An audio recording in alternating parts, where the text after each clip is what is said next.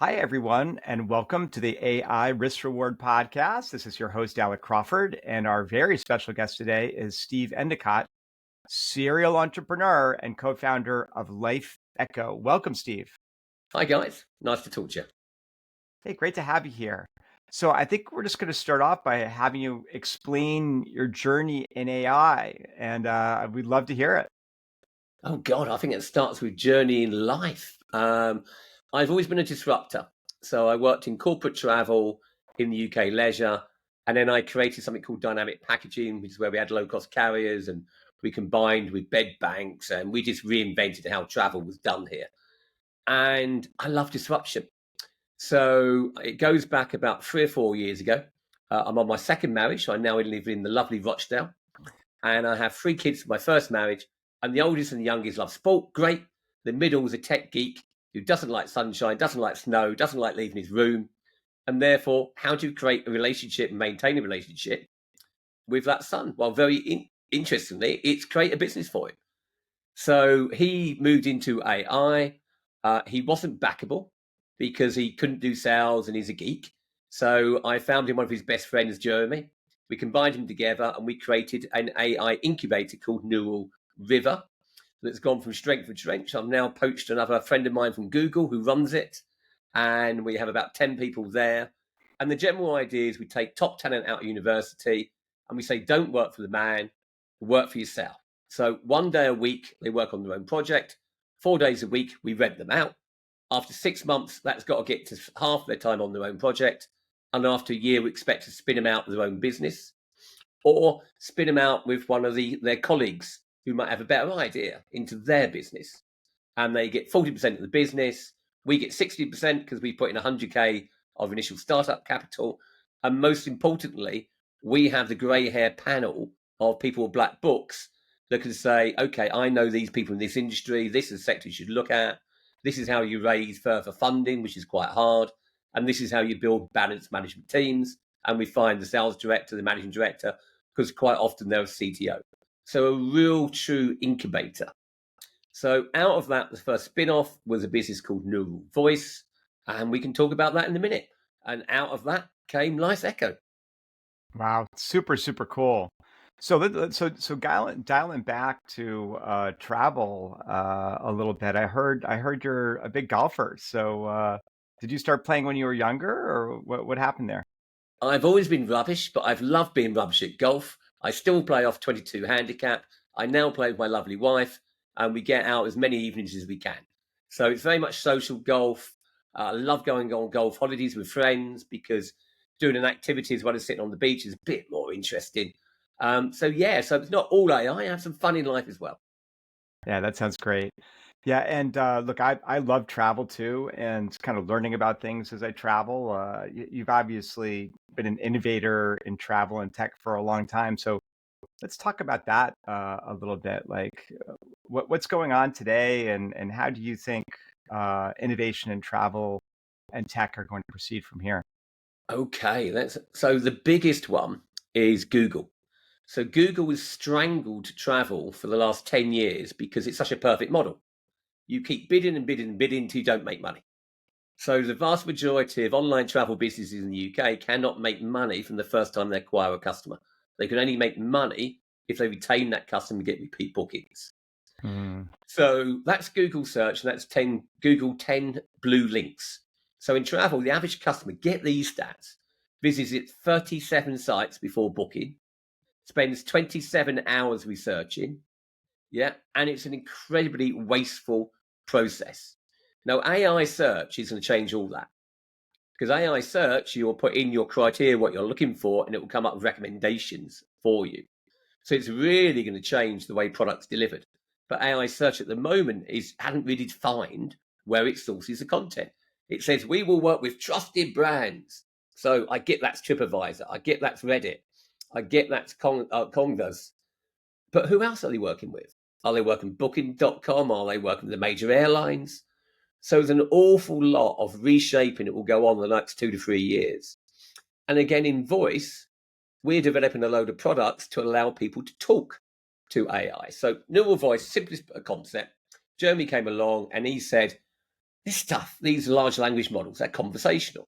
They remember what you said previously and contextualize your answers on an increasing basis. So why don't we just talk to them? So neural voice, literally, you talk, it translates it into script, it injects it into a database, either unique database of your content, or to the wider web, or combination of both, and then responds in a voice, human sounding voice, any accent you like, any country you like, any dialect you like, within 0.4 seconds. So therefore, actually faster than a human being, we've had to slow it down. Now that AI agent in travel, for example, we can help stimulate the dream stage. So we built a tool for Thomas Cook, which is a major brand over here, that they used to send emails out to their guests saying, the repeat bookers saying, here's an offer, come back to our site. What a load of rubbish.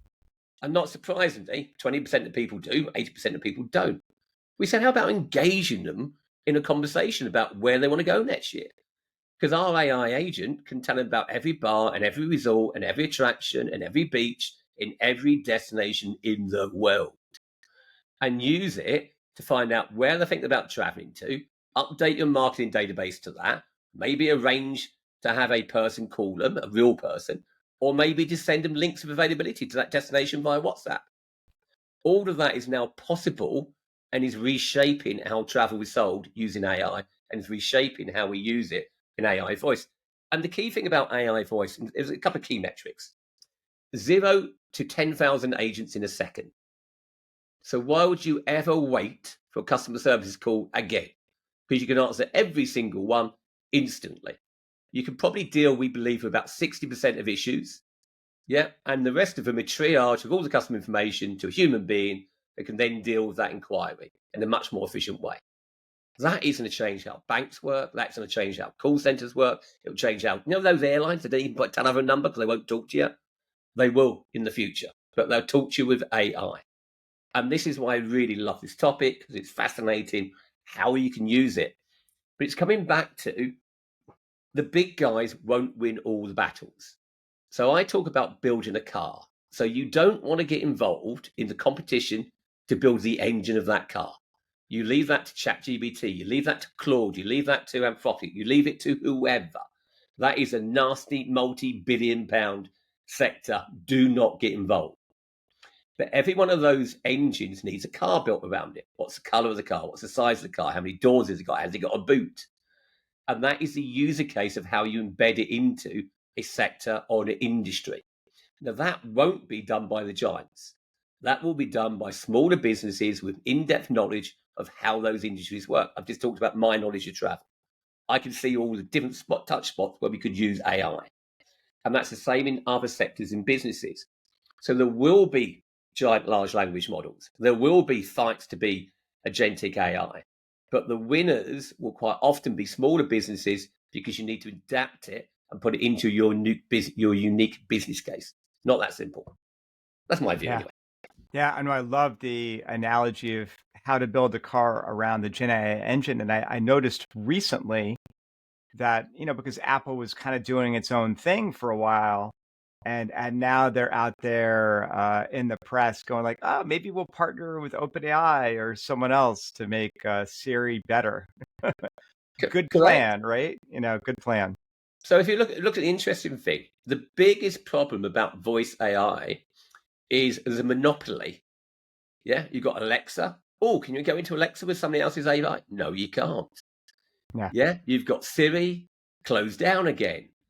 So as we move forward, you've got hardware providers who are actually restricting development because they're not providing open platforms. Right. That has to change. Yeah. Yeah, Well, because it people it will demand it. change. It will change, right? There's enough competition out there in the base models that, in some ways, there's going to be an open source model that will probably win. It's the one that will allow you to connect to anything you want securely. Because I think one of the things that, a lot of people and companies gloss over is kind of governance of data and risk management and encryption and regulatory compliance and cybersecurity. And we're going to see some kind of epic fails over the next year in those areas as companies rush ahead without, doing those necessary things, in my opinion. I couldn't agree more. We have to spend so much of our time on security because when you talk to something, you're getting massively rich data. I'll come on to Life Echo in a minute. And we've got to lock that down. And it's really hard Yeah, it's very hard. because just preventing hacking, everybody says, oh, yeah, we're hack proof. We've had this pen test, we've had that test, we've had that test. Who are you kidding? Yeah, So it is it's a only a matter hardware of time. Yeah, that needs locking down and locking down time. Interesting view. Right. So I make a prediction. At the moment, we share our data richly with people wildly. We chuck our data all over the internet. We go and type, we'll go and talk. That's going to change yeah, because I think the new data point will be your phone. And I think all your preferences and your buying signals and the things you like will be created into a digital twin. That digital twin will then go off to talk to businesses saying, my client wants this thing. Yep, it will come back with 2 or 3 recommendations. You will choose one and it will buy it for you. I'm yeah. predicting that will happen within the next 5 years.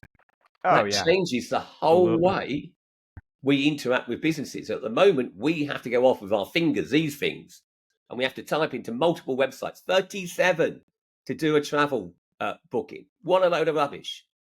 That isn't a change with AI creating digital assistants that know exactly what your buying preferences are, research the topic for you, give you recommendations, you press a button, and it pays for you. That's coming Yeah, fast.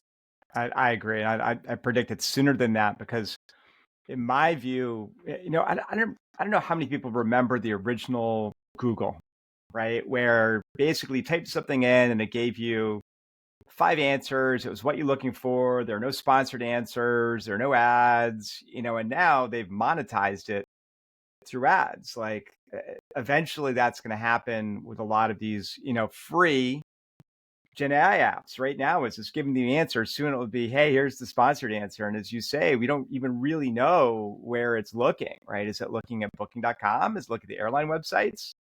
We don't But really know. I think it's a really interesting dichotomy. Yeah. Remember Google when they came along, started with this campaign, do no evil. Well, that didn't last, did it? Because they've stripped every penny out of every advertiser's pocket they could ever find. And Yeah. look how profitable they are. So Google will never go away because they've got too much money and they're just buying the next generation of tech. Yeah. But here's the quandary that they're facing. So when I used to run the world's largest tour operator called My Travel, and I could see rocks coming, which was low-cost carriers. I could see the internet destroying our control over our customers because we used to own all the shops. So you had to buy our product because you go into our shop, we only sell your product. We pretend to sell other people's, but we only sell ours. And the internet destroyed that because it gave broad openness. And also we were fat and inefficient and more efficient players came along. This is going to happen to Google. Yeah. Yeah, because they're making too much money and they need to evolve their model. And it's really hard because they're going from 10 blue links to giving one answer. So that means that you can't have cost per click anymore. It has Yeah. to go. It has to be cost per acquisition. So therefore, they need to do deals, commercial deals with more businesses. So they're likely to do them with aggregators, comparison sites, because that gives them price comparison, gives them one partner. They're likely to do it with all the big players, the booking.coms or the big airlines. Where does the middleman go? Where does the small size business go? How do they Yeah. get access? Yeah. This could be really difficult times if you're a small business. How Yeah. are you going to get into these AI searches? How are you Yep. going to get recommended? And nobody knows. Yeah. It's going to be hard. So, thinking a little bit about educating our audience, is there a particular book that had an influence on you or you read recently that you want to recommend to the audience? Yeah, don't read. Go onto YouTube. Yeah, no, seriously, don't waste your time. Reading is for leisure. Reading is for your imagination. Reading is not going to get you there for business purpose. You cannot believe the quality of interviews and the quality person you can find on YouTube. So look at the topic you want to research. I've just talked about AI search. I go onto YouTube. I've listened to all the top commentators from the top businesses debating this topic. That is so much more powerful than reading a boring old book. Sorry, Got it. I'm modern. Yeah, there you go. So let's talk a little bit about your strategic goals for Life's Echo. Okay, let's talk about what Life Echo is. So, this was a journey in itself. I don't know if you're aware, but I stood to be a member of parliament in the UK as the first AI empowered member of parliament. So I cloned myself. I created AI Steve, which you can check it out on Google. Just type in AI Steve. And the reason was I believe politics is broken because people can't talk to their politicians. You campaign every 4 years, you bugger off to Parliament, and you do exactly what you want to do. Well, that's not democracy. So I came up with an AI tool where you cloned my voice. Every night would create policies, human beings creating policies, not AI. But the AI could talk to anybody dialing up to it to say, this is Steve's policy on this topic.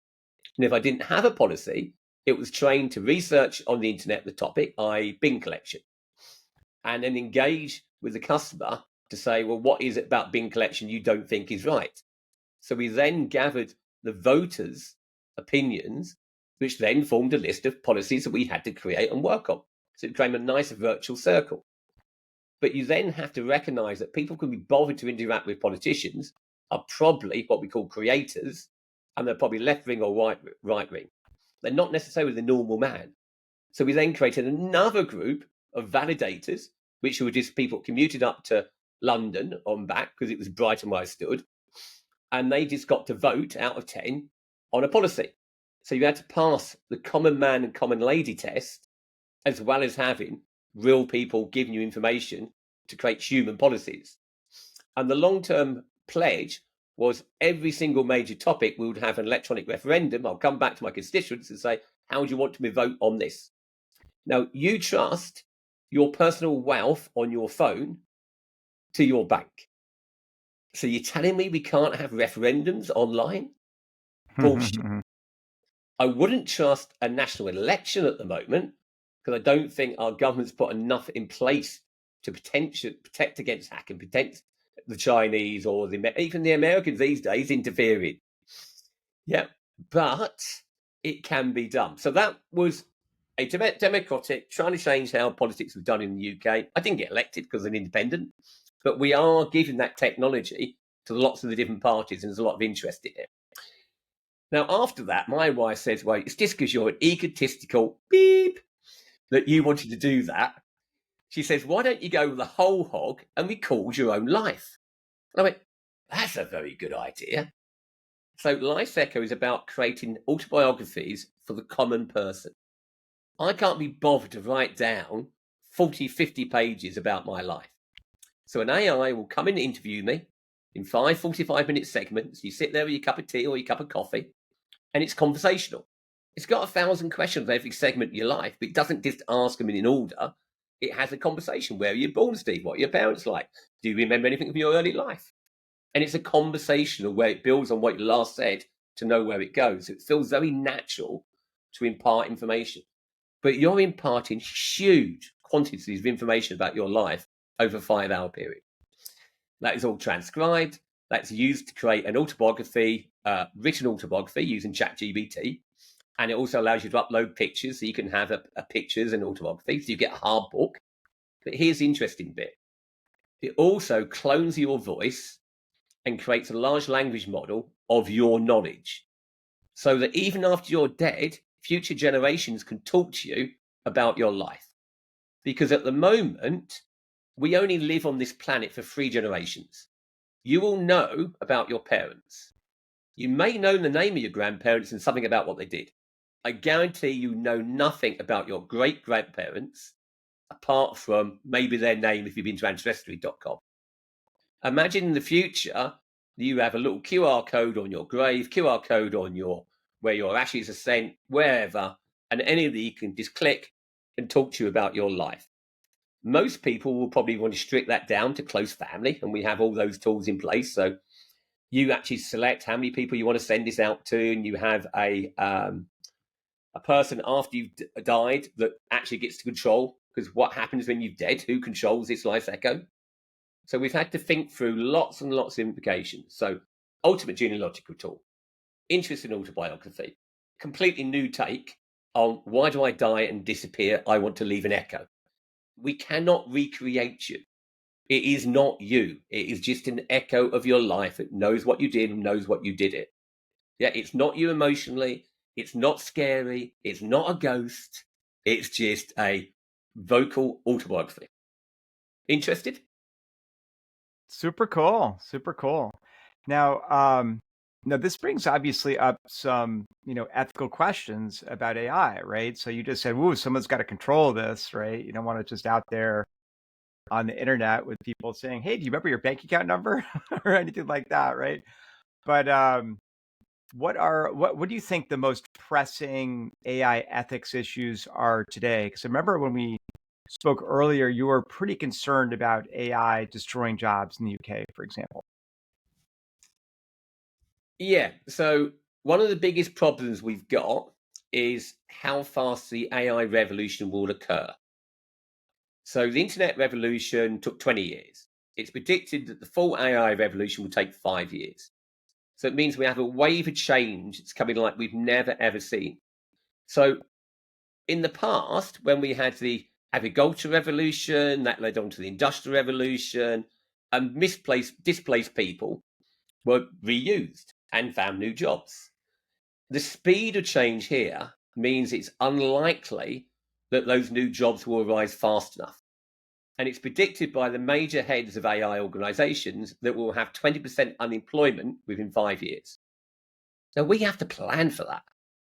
We have to work out, okay, so in the UK, we have quite a balanced society. We probably pay too much tax. We probably have too much social care. But it means that nobody wants to stab me, shoot me as I walk down the road. And I quite like that.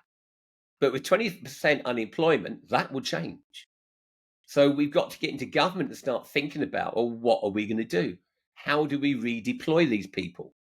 Do we move, for example, to a 4-day week on a compulsory basis across all businesses to push more work around more people? All this has got to be debated. Do we focus on retraining people so that we become the largest AI exporter? Because AI can be exported across national boundaries like nothing you've ever seen before. Our AI voice speaks 42 different languages: Russian, Chinese, all these minor languages that you want to talk. So we can go into other markets like we've never been able to. You've had a huge market in the US, biggest advantage you've ever had. One landmass, one language, one advantage. We have bloody Europe. Everybody speaks a different language, different attitude, yeah, and it's really hard to internationalize into other countries. That's just gone away. So think about the implications as a national country. For example, we need more power. We need more nuclear power now. We own Rolls-Royce. We have mini power stations that we could deploy. We're not doing it. So our government needs to stop talking the talk and needs to kick up the arse to start doing the doing and planning for the future now. Yeah, good advice. Now, also, I remember you had some advice for potential founders in the UK, and that there are various programs there that support investing in startups. If you could just give us some brief details on that. Yeah, so interestingly enough, the UK is very good for startup capital. And we have two schemes called SEIS and EIS, which is Enterprise Initiative Scheme. And the other one is Special Enterprise Initiative Scheme. Very simply, the first £250,000 you raise, if you're a new business, your investors, if it's a personal investment, can get half their money back off their next tax return if they're paying tax. So if you invest £50,000 sterling, you get £25,000 back. Net cost is £25,000. Also, if the business fails, you get another 40% back. So you have 50,000 investment, you're only really risking 12 and a half. But here's the kicker: you pay no capital gains whatsoever if you hold those shares for more than 3 years and sell them. So in the UK, capital gains tax is basically 28% at the moment. So imagine you have a startup, it becomes worth millions, your share worth £1 million, you've just saved £280,000 tax. So very rich incentive that first stage. In EIS, takes it further, but it goes down to 30%. Yeah. But the problem is that's great for angel individual investors. When you then get to what we call venture capital, which I don't believe there is any venture capital in the UK, there is expansion capital, because they only want businesses with proven track records of profitability that they can expand. Now, this is where a relationship with America comes in. So let's maybe use the cradle of the UK tax structures to come up with ideas, as we're doing with Life's Echo. But the next venture capital, I will be taking Lyseco to the US. I will not be raising money in the UK. Two reasons. We're boring. We don't get the concept as much as the US. The US gets this concept so much more, and we'll get the scalability. So the key thing about it is look at the scalability. 80% of the work is done by AI. It's the interviewer. I've got an AI design team sitting in South Korea, by the way, interesting, doing all my videos. I've got a 24-hour customer service team, AI, doing my customer services. And I've got a 24-hour outbound marketing team, AI again. So I'm running this business with 4 human beings. Yeah. And I can expand across 42 different languages. Yeah. And targeted to the US first. That's interesting. If you don't find that interesting as an investment opportunity, Mr. VC, you're mad. That sounds great. So, great advice. Thank you. Do you have any advice for CEOs of British companies who have so far just blocked AI and not allowed it in their company? What should their first step towards adopting AI across their entire workforce be? Well, first of all, if that's what you've done, you should resign now because you're too old. So, being more practical, it's such a new technology, you need young people. Yep. So, I have a young team in the New River, and they bring to me stuff. Gee, Steve, look at this. Look at Gamma, how you can do presentations. Great site, Gamma. Look at Perplexity as a search engine, much better than Google. Great. They bring you stuff. And then you use your grey hair to say, right, okay, that's all very cool, but how can I implement that into my business? But then you need to appoint a team to do that. And that's quite hard because why do the young AI resource want to come and work for you, Mr. Boring Business? So you may have to look at consultants. Yeah, like my own Newell River, we consult with businesses and we say, look, we've got the talent you really want, but they can come and work for you, work out what you want. They can build your prototypes. You own it completely. It's your idea. Yep, that may be a better route than trying to get the youngsters to come and work for your business if it isn't an AI first business. Because this is a massive talent game. You've got to Yeah. attract the best talent as quickly as you can. And we do that by saying we make you rich. Yeah, that's usually pretty effective. Um, we're going to shift to our last section, which is a lightning round, Steve, where I ask you, I mentioned something and you tell me if you think it's underrated or overrated and maybe give me a sentence of why. So we're going to start with chip shops, fish and chip shops in Northern England as opposed to London. Underrated or overrated? Going out of existence because people are much more health conscious now and being replaced by Kentucky Fried Chicken primarily. Wow. So probably just as And curry. unhealthy. Remember, we have a lot of curry here as well. A lot of curry. Manchester United's chances this season, Oh, underrated or don't overrated? do that to me. You know I'm a Man United fan and I'm desperate. But anybody observing football's going, Jesus Christ, you've got to do a big rebuild there. You're nowhere. And you've gone backwards for the last 5 years. So I'd love to say, great. We're getting a couple of new forwards in. Not sure it's going to work. Yeah. Uh, Electric cars in the UK, underrated or overrated? Underrated.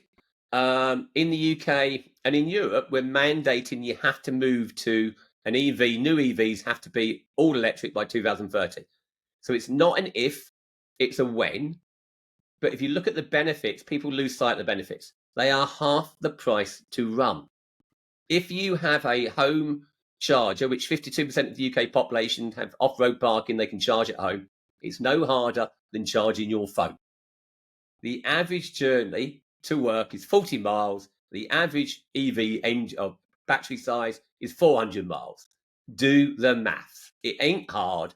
And if you want to go on that longer journey, get on the train and use the Uber for the last miles. So you haven't got on the electric journey at the moment. You're missing an opportunity and you're also helping destroy our planet. I know we've got a lot of deniers in the room, and I know Trump is saying drill, baby, drill. But when he's out of power, we'll go back to the common sense thing: is we've got to sort out what we're doing about our environment. I'm now actually a green optimist because I think the AI revolution, the more wealth it will create, the more time it will create, will actually give us the money to invest in the solutions to our planet's problems. Awesome. Human travel agents, underrated or overrated? Oh, dangerous. In the UK, everybody predicted the end of the travel agent when the internet came along. Advertising costs on the internet go up, so the human travel agent becomes cost effective in the shop again. It's probably the same thing going to happen. The only thing is the AI voice close enough to a human to replace it? I think possibly yes. Wow. He Am certainly knows more about every destination than a human agent would. Yeah, for sure. Amateur golf tournaments, underrated or overrated? Overrated. Just go and have fun. Stop trying to score points and win things. It's just a bit boring. Well, that's just because I'm a 22 handicap and never win anything, to be fair. Sustainable tourism, underrated or overrated? Underrated. Um, okay.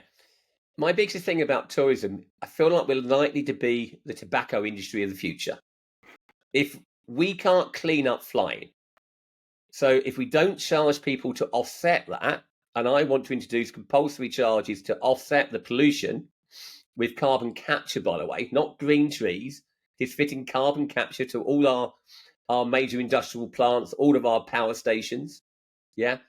Then I think we can carry on traveling. So I, for example, 12% of my personal emissions are traveling, and I want to keep doing that.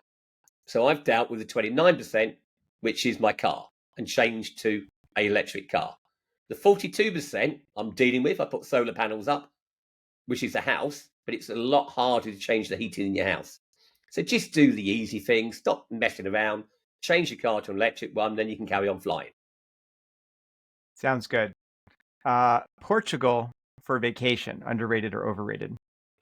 Underrated, cheaper in Spain, better golf facilities, people just as nice, coming back in fashion, not quite there yet.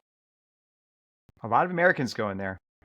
Yeah, Uh, it's interesting. A lot of Americans go to Croatia, which is also a top place. A lot yeah, of Americans go to Greece, which is a yeah. top place. So it's quite interesting. The further away it is, the more exotic it is. So we believe the Caribbean, the Barbados, the Antiguas, oh, that's really exotic. Oh, that's a dream holiday. We want to go there. It's only because it's far away.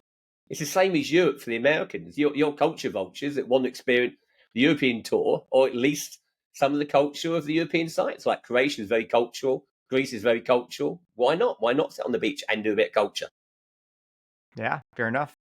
And then finally, the movie Amadeus, underrated or overrated? Overrated, bored me. All right. Well, Steve, thank you for your frank responses. This has Oh, can been we not Steve talk about Endacott. Trump? Can we not talk about Trump? Good or bad? Oh, I don't have any questions about Trump, but so this has been Steve Endacott, serial entrepreneur, co-founder of Life's Echo. Thanks for coming on the show, Steve. Thanks for having me. All right, yeah, got to